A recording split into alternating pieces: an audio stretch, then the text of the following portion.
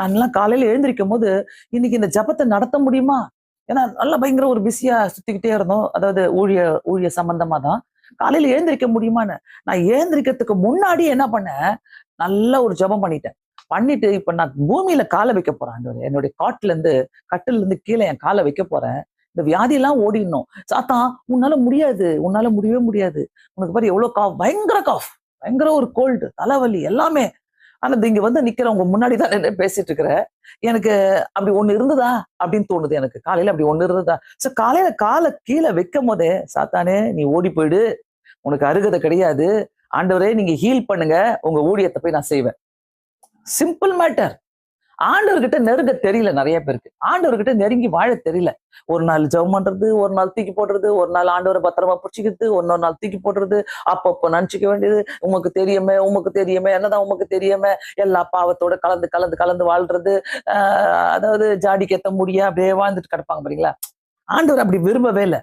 இது அத்தனையும் நம்மள உயர்த்துகிறவர், ஜெபத்தை கேட்கிறவர், விடுவிக்கிறவர், செழிப்பாக்குகிறவர், விருப்பத்தை நிறைவேற்றுகிறவர், நித்திய ஜீவனை தருகிற தேவனுக்கு நான் இங்க வாழ்ந்தனாக்கா இத்தனை கிருபைகளை எனக்கு கொடுத்து சந்தோஷமா வாழ வைப்பார்.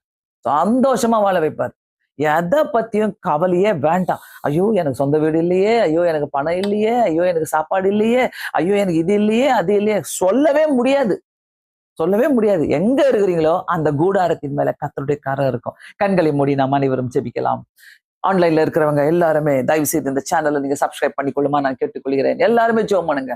எல்லாரும் ஒரு தேவையோடு இருக்கிறீங்க. ஆண்டவர்கிட்ட நெருங்கி வாழும் போது கர்த்தர் நமக்கு பெரிய காரியங்களை செய்கிற தேவனா இருக்கிறார். யாரா இருந்தாலும், ஒருவேளை வியாதியில மூழ்கி கிடக்குறீங்களா? வியாதி என்ற ஒரு சாபம் உங்க வீட்டுக்குள்ளே இருக்குதா? ஒருவேளை கஷ்டம் என்ற சாபங்கள் உங்க வீட்டுக்குள்ளே இருக்குதா? ஒருவேளை பண கஷ்டங்கள் இருக்குதா?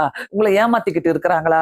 எல்லாத்துக்கும் நீங்க செய்ய வேண்டிய ஒரு காரியம் என்னன்னாக்கா, அப்படியே ஆண்டவரை நோக்கி, ஆண்டவரே நீர் உயர்த்துகிற தேவன் அப்பா, ஆண்டவரே நீர் உயர்த்துகிறவர், ஆண்டவரே என்னை வழி நடத்துகிறவர் ஐயா, என்னை விடுவிக்கிறவர் ஆண்டவரே, ஜெபத்தை கேட்கிறவர் ஆண்டவரே, என்னை செழிப்பாக்குகிறவர் ஆண்டவரே. எல்லாரும் ஜெபம் பண்ணுங்க. ஒரு நிமிஷம் வாயை திறந்து ஜெபம் பண்ணுங்க.